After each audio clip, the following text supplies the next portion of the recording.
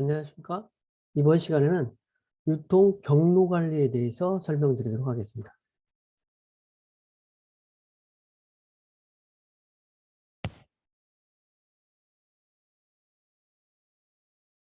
유통 경로 관리를 설명하면서 두 가지 관점에서 설명하는데, 첫 번째는 어떤 상품이 있을 때 제조업체에서부터 소비자까지 상품을 유통시키는 데 있어서 소비자, 도매상, 소매상, 소비자 이렇게 할 것인지, 아니면 제조업체에서 바로 소비자한테 직접 판매를 할 것인지, 이러한 유통 경로의 설계는 어떠한 관점에서 하는 것인지, 두 번째는 유통 경로 구성원 간의 힘과 갈등이라는 개념인데, 이제 제조업체, 도매상, 소매상, 소비자가 있을 때 제조업체가 너무 힘이 큰 상품, 제조업체 주도 상품이었을 경우에, 아니면 소매상 주도 상품이었을 경우에, 제조업체 주도 상품이 제조업체와 도매상과의 관계, 또 소매업체 주도의 어떤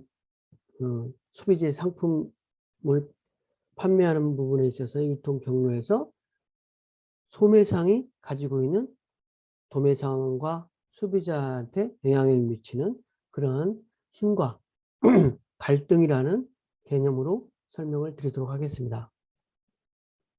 먼저 유통 경로의 설계라고 하는 부분은 제조업체에서 아니면 도매상이 상품을 가지고 있는데, 이거를 소비자에게 판매할 때 어떻게 판매해야 될 것인지, 아니면 직접 판매해야 될 것인지, 소매상을 거쳐서 판매해야 될 것인지, 이러한 유통 경로를 설계를 해야 되는데, 한번 설계된 유통 경로는 새로 바꾸기가 너무 큰 비용도 들고, 또 한번 결정되면 구축 어떤 유통 경로를 설계하면 그 유통 경로가 설계된 것을 바꿀 때는 그동안에 투자된 비용이라든지, 그리고 어떤 계약 관계에 의해서 유통 경로를 설계하기 때문에 또 바꾸는 데 있어서 법적인 책임, 이런 부분이 있어서 유통 경로를 어떻게 할 것인지는 설계할 때 여러 가지 목적을 가지고 해야 된다. 그래서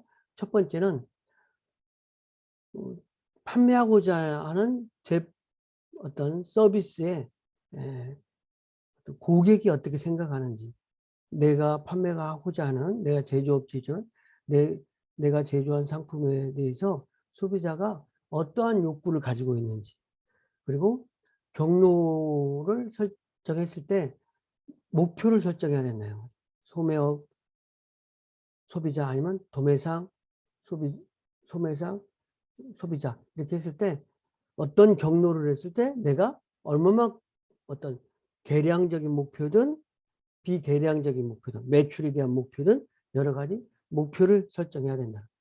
그리고 경로 커버러지와 경로 구조의 설정이라고 하는데, 경로 커버러지라고 하는 부분은 어떤 부분이냐면, 조금 다음 장에 좀 더 자세히 설명을 하겠지만, 내가 수도권에서 판매를 하는데 수도권의 특정한 노원구에서만 집중적으로 팔 것인지, 아니면 서울 시내 전체적으로 팔 것인지, 내 상품을 내가 제조업체라고 그러면 인천에서 제조를 한다면 인천 지역에만 팔 것인지, 아니면 전국적으로 팔 것인지, 해외에 팔 것인지, 이러한 내가 판매하고자 하는 상품을 어디까지 커버할 것인지에 따라서 어떤 그 경로 구조도 또 달라진다는 거죠.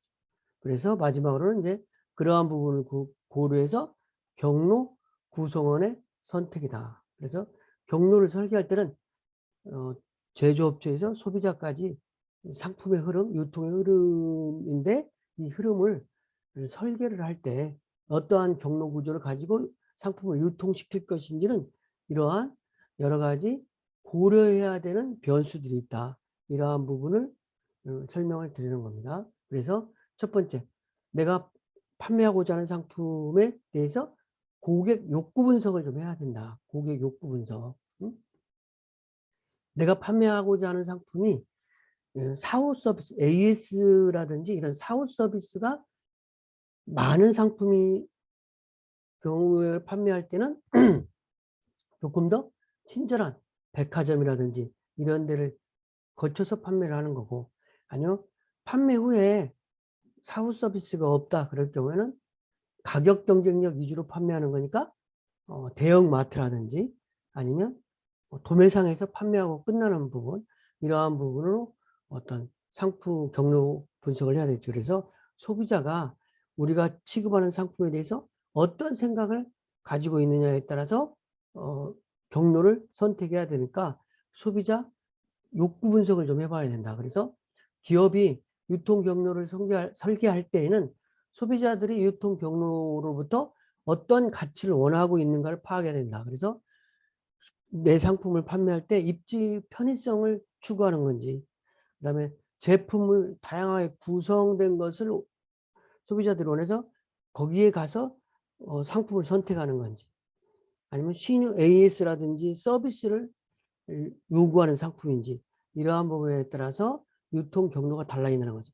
예를 들면 쾌적한 환경이라든지 친절한 서비스 등을 제공하는 백화점의 상품을 판매했을 때는 또 다른 부분이 있고, 또 셀프 서비스에서 구매하는 대형마트가 있다는 거죠. 그래서 그 사후 서비스를 요구하는 것은 백화점을 통해서 유통을 시키고, 사후 서비스가 없이 가격 경쟁력만을 필요한 상품은 대형마트에 유통을 시켜서 가격 경쟁력을 가지고 유통을 시키는 부분이 있을 수 있다는 거죠. 그래서 기업은 소비자의 욕구를 충족시키는 데 필요한 비용이라든지 그리고 실행 가능성이라든지 고객의 가치 선호성과 소비자 욕구 사이에 균형을 이룰 수 있는 가장 적절한 유통 경로를 설계해야 된다는 거죠. 그래서 제조업체나 도매상에서 가지고 있는 상품을 어떻게 소비자에게 유통시킬 것인지는 비용이라든지 또 실행 가능성이라든지 이런 부분이 염두에 두고 의사결정을 해야 된다. 이렇게 말씀드릴 수 있겠습니다. 어쨌거나 또 다른 어떤 사례를 한번 보면은 요즘 같은 경우에는 불황속에서도 VIP를 상대로 하는 고가 상품들은 많이 팔린다. 그래서 어떤 이렇게 10억 6천만 원짜리 이런 시계를 판매할 때는 이런 판매를 유통 경로를 마트에서 판매하면 안 되겠죠. 백화점이라든지 이런 데서 판매하는. 어쨌거나 경기가 불황이더라도 VIP 명품 이런 것들은 또 호황이 되는 추세가 있다. 그래서 명품이라든지 VIP를 대상으로 하는 마케팅이 필요한 부분은 백화점에 몰리고 또 백화점을 중심으로 해서 상품이 판매된다. 이러한 부분을 이런 사례에서 볼 수 있는 것입니다. 유통 경로 목표의 설정이다.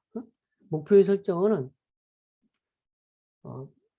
제조업체가 내가 100개만 팔고 끝나는 건 아닌지, 계절용품이라도 계절적으로만 팔고 끝나는 건지, 아니면 지속적으로 팔아야 되는 건지, 아니고 매출 목표가 내가 1000억어치를 판매해야 되는 건지, 이러한 거에 따라서 유통 경로 설계는 좀 달라진다는 거죠.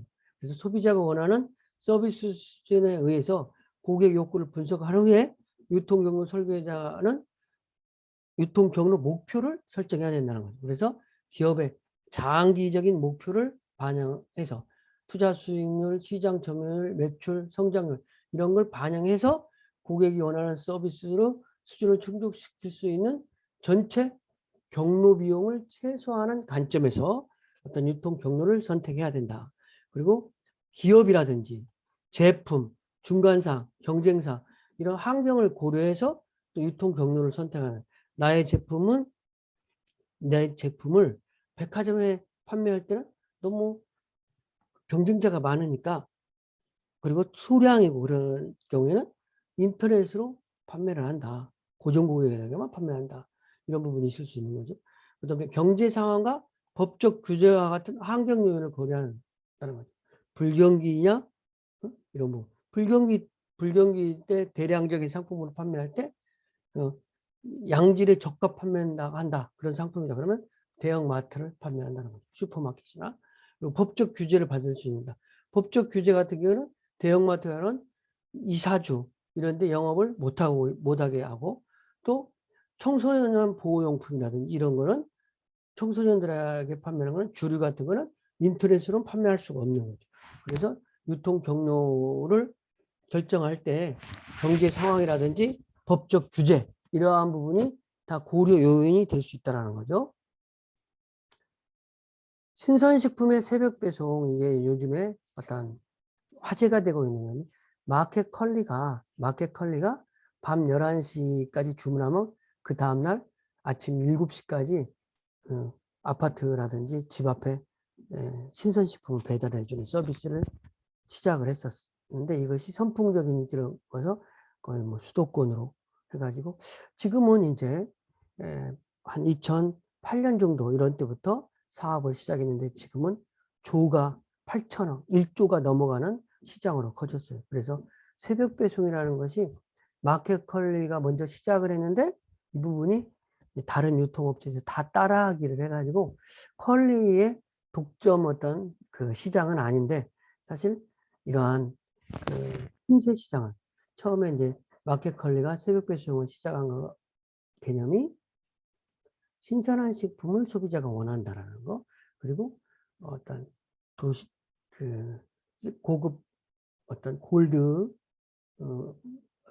어떤 커리어 우먼들 이런 사람들이 시장 갈 시간이 없으니까 이 사람들을 타겟으로 해서 마포라든지 그런 부분을 특정 지역을 타겟으로 해서 어떤 오피스 레이디 돈 많은 오피스 레이디가 많은 부분을 선택해서 시범적인 사업을 했는데 이게 선풍적인 인기를 끌다 보니까 수도권 분당 이렇게 확대되다가 이제 상당히 서비스 지역이 넓어졌어요. 그런데 이 부분이 대형마트에서 롯데라든지 SSG, 신세계 이런 데서 다 따라하기를 한다는 거죠. 그래서 이런 어떤 그 부분을 새벽 배송 같이 이러한 어떤 소비자의 수요를 특별하게 차별화해서 그런 부분을 예측해서 서비스해주는 이런 마케팅을 하면은 또 다른 유통 경로를 선택할 수 있는 거죠.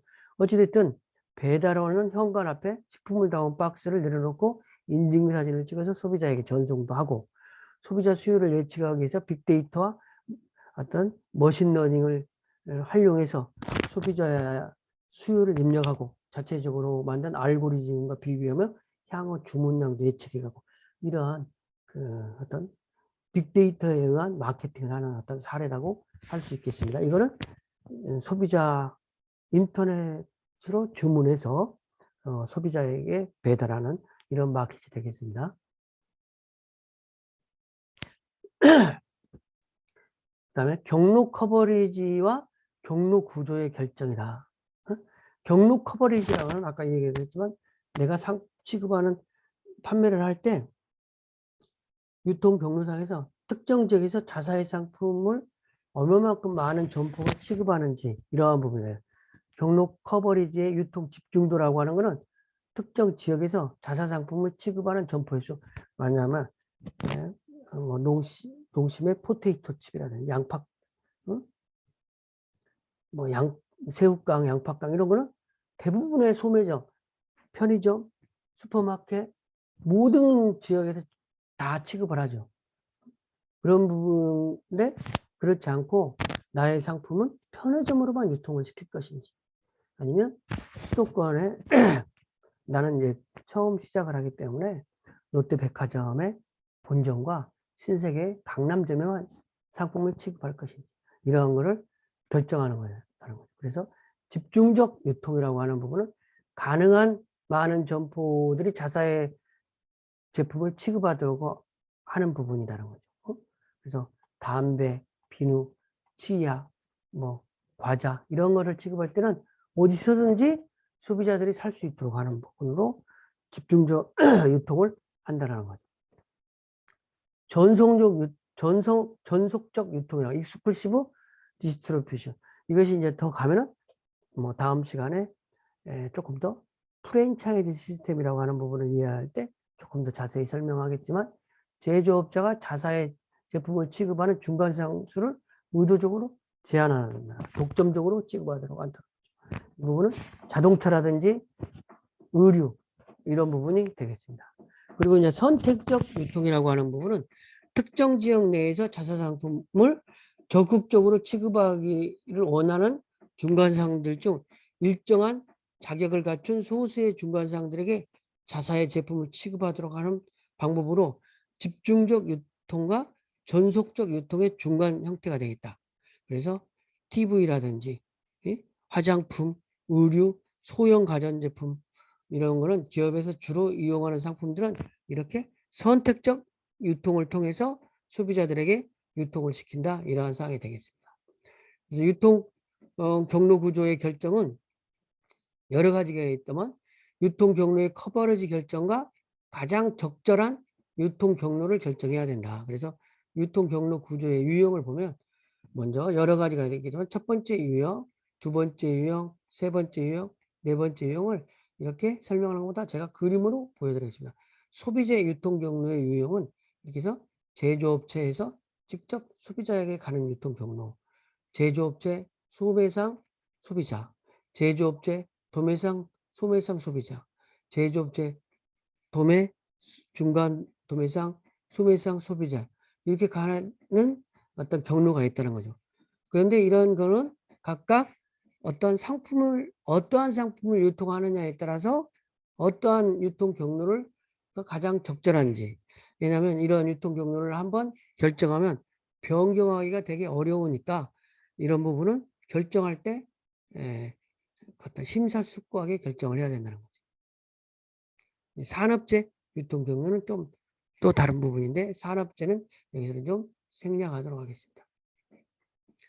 만약에 유통 마진이 과하게 한다면 그 어떤 유통 경로를 조금 어떤 변질되게 할 수 있다. 그래서 과한 유통 마진은 생산자와 소비자 모두에게 가치를 훼손시킬 수 있는 어떤 사례를 한번 설명을 좀 드려보겠습니다. 첫 번째는 이제 간편, 요즘은 1인 가구가 많이 하죠. 간편 소비를 많이 하기 때문에 삼겹살과 목살 이런 것들이 편의점에서까지도 등장하고 있는데 이런 부분은 상당히 가격은 조금 비싸지만 요즘 많이 유행을 하는 추세가 있어요. 그런데 재래시장에서 재래시장과 저육점의 일반적인 소비자 가격보다 40% 비싸진 이유는 어떤 유통 마진 때문에 그렇다. 그래서 그런 부분을 좀 고려해서 우리가 소비자들이 어디 가서 상품을 선택해야 될 거는 유통 마진이 좀 적은데 이제 가격적인 경쟁력을 가지고 상품을 구매할 때는 그런 거를 선택해야 되겠습니다. 그래서 편의점 상품은 대부분 소포장 제품으로 또 포장 비용이라든지 이런 부분이 많이기 때문에 유통 마진이 65%를 넘는 경우가 흔하기 때문에 상대적으로 지금 편의점의 상품이 다 비싸다 이렇게는 할 수 없겠지만 어떤 이런 성향도 있을 수 있다 이렇게 보면 되겠습니다.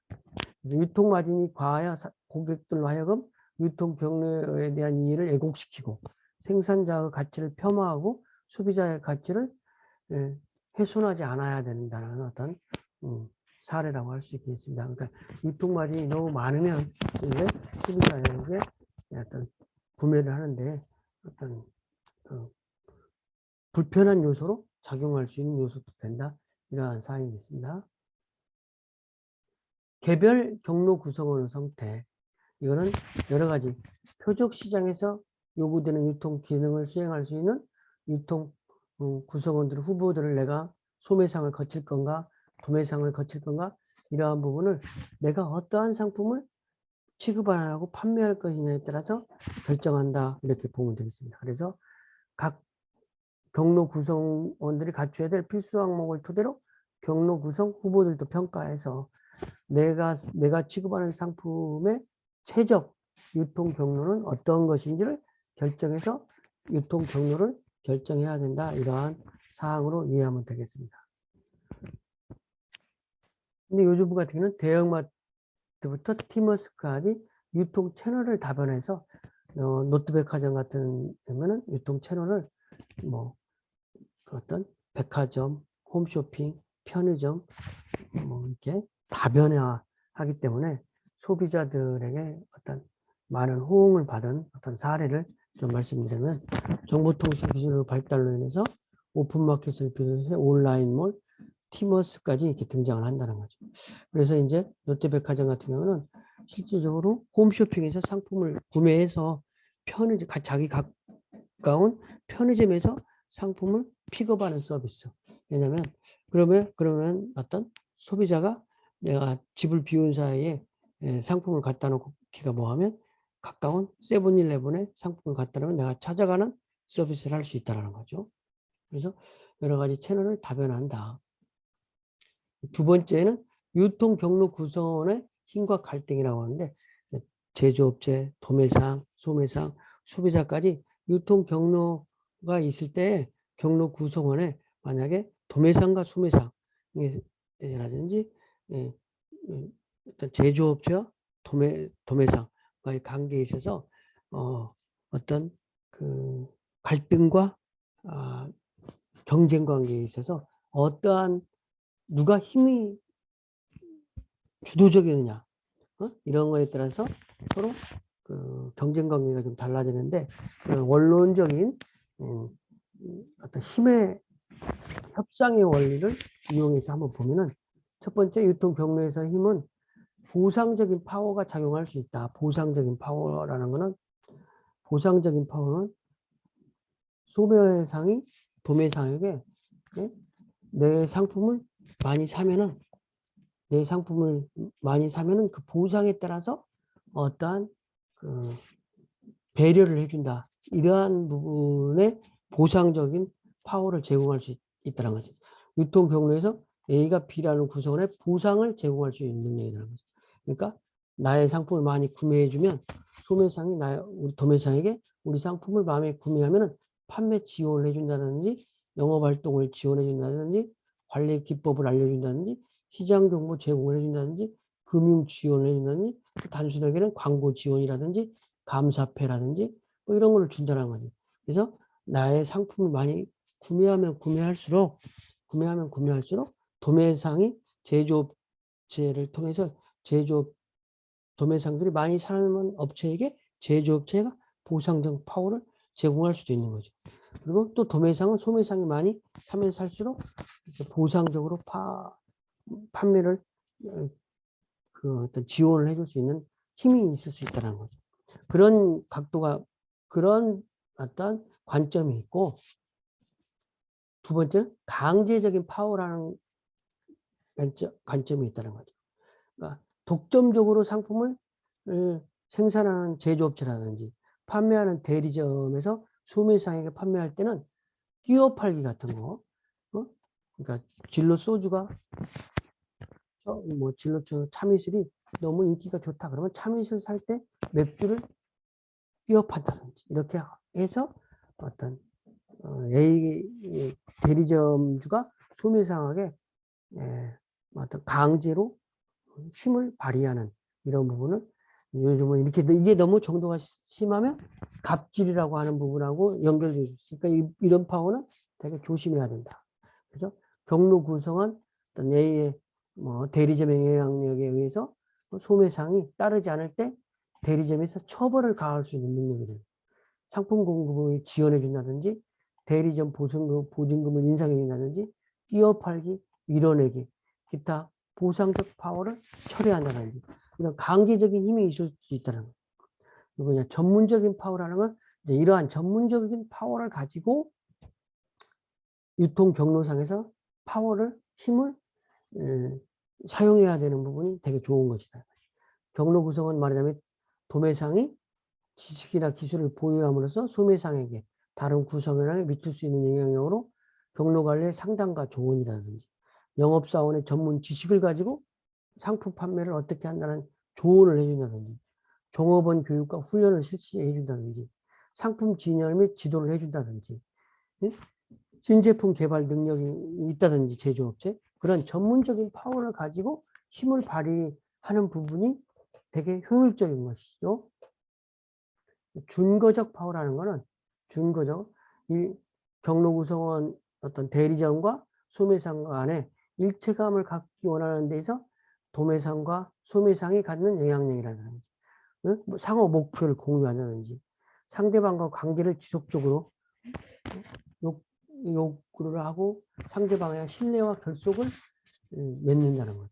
그다음에 합법적 파워라는 어떤 그런 개념은 이제 A와 B가 그러니까 본사와 가맹점과의 프랜차이즈 협약을 하다든지 법률적인 권리를 한다든지 상표권 사용을 한다든지 특허권이라든지 이러한 거는 법적으로 합법적으로 부여받은 권리를 대리점이나 소매사에게 양도해 줄 때 이런 합법적 파워가 된다는 거죠. 정보적인 파워라는 거는 이제 가지고 있는 정보를 구성원에게 제공하는 거.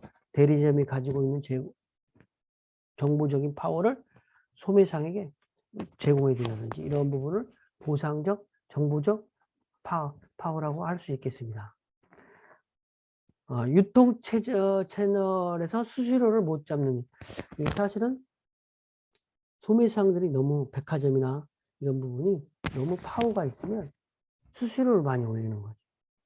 그래서 홈쇼핑, 백화점 수수료가 너무 높은 거가 입점되어 있는 수수료가 높은 거가 또 요즘 사회 문제가 되고 있죠.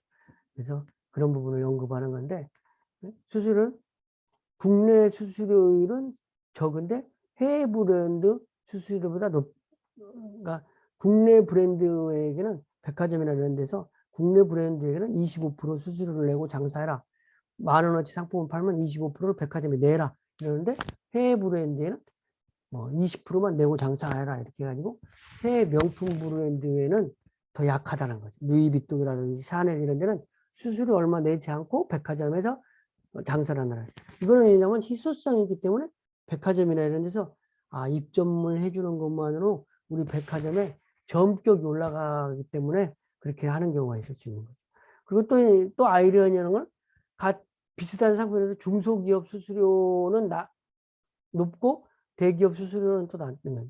그러니까 패션도 LF 패션이라고 해서 LG 패션에서 이제 분산 LF 패션, 어떤 그다음에 삼성물산 빔폴 이런 패션 이런 부분 이러한 패션 브랜드들은 백화점의 수수료를 조금 더 적게 내고 이름 없는 브랜드들은 수수료를 많이 내고 장사를 한다는 거예요. 그래서 스스로 결정하는 거는 이제 협상력이기 때문에 공정거래에서도 함부로 이거를 막 낮춰라 일방적으로 하지는 못하지만 이게 사회 문제로 화되고 많은 부분이 이런 게 문제화되고 있는 것이 사실이다. 이렇게 설명드릴 수 있는 것입니다. 유통 경로 구성원 간의 갈등은 이제 아까는 힘의 원천이었고 두 번째는 갈등의 유형. 수평적 갈등, 경로 갈등, 수평적 갈등이라는 거는 수평적 갈등은 대리점들 사이에서의 갈등. 수직적 갈등은 이제 제조업체와 도매상과의 갈등, 도매상과 소매상과의 갈등. 이런 부분이 수직적 갈등이 되겠죠. 그래서 경로 갈등과 경로 성과 간의 관계에서 발생할 수 있는 갈등인데 역기능적인 갈등도 있다 이거죠. 그런 갈등을 통해서 부정적인 영향을 미칠 수 있는 거죠. 그런데 또 순기능적 갈등도 있어요. 그러니까 갈등이라는 게 무조건 나쁜 건 아니다. 상호 간에 공동으로 갈등 관계를 극복함으로써 또 매출을 더 확대시킬 수 있는 거예요. 또 중립적 갈등은 경로 성과에 영향을 미치지 않은 경로 갈등. 그래서 갈등은 항상 역기능적, 순기능이 있듯이 경로 도매 상품을 제조업체에서 소비자까지 이 경로를 거쳐서 소비자에게 전달이 되는데 구성원 간의 도매업자 간의 갈등 이렇게 같은 위치의 갈등은 수평적 갈등이고 수직적 갈등은 도매상과 소매상과의 갈등 이런 부분을 수직적 갈등이라고 할 수 있다라고 말씀드릴 수 있겠습니다. 그래서 유통 경로 구성원 간의 갈등 관리에 있어서는 경로 구성원 전체 공동 목표를 설정을 통해서 그다음에 중재원에 의한 해결을 시도 회원들의 대표기구를 활용한다든지 업계 회의에서 공동가입을 유도해서 프랜차이즈 협회라든지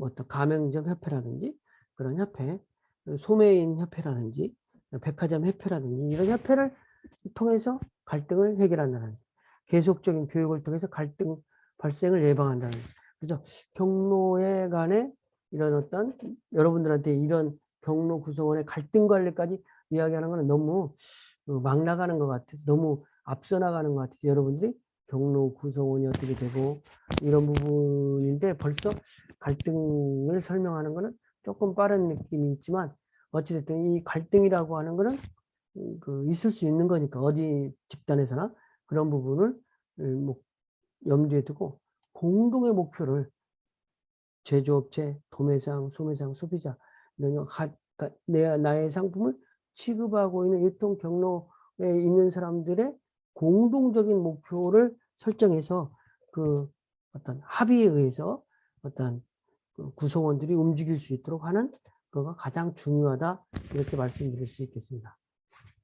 어찌됐든 골목상권 파고드는 대형 유통업체 그래서 소매상들이 골목상권에 하는 것도 골목상권도 소매상 유통업체도 소매상인데 이런 사람들의 갈등을 한번 보는 겁니다. 그래서 들어서야 된다 막아야 된다 지역상권을 둘러싸고 대형 유통업체와 소매상들이 끊임없이 막 이렇게 갈등이 있다 보니까 이제는 그걸 정부에서 주도해서 뭐 어떤 협의체를 구성해서 허가를 받아야 된다든지 아니면 또 진출할 때 어떤 사전 허가를 받는다든지 영업시간을 제한하는 걸 통해서 재래시장을 보호하는 그런 사례들이 있는 거죠. 그래서 어떤 인구 증가 근데 복합 쇼핑몰을 진출하고 경영 상황의 변화를 보니까 매우 나빠졌다. 다소 나빠졌다. 그래서 영세 중간상들이 어떤 재래시장이라는 것들이 소상공인들이 이게 영업에 타격을 받으니까 대형 유통업체를 자기 동네에 들어오는 것을 반대하고 이러한 부분이 있을 수 있는 거죠. 이제 하나의 사례를 보여드린 겁니다. 이상 강의를 마치겠습니다. 그런데 제가 말씀드리고 있는 건 한 가지 정도만 더 얘기를 하면 이렇게 유통 경로를 설계할 때는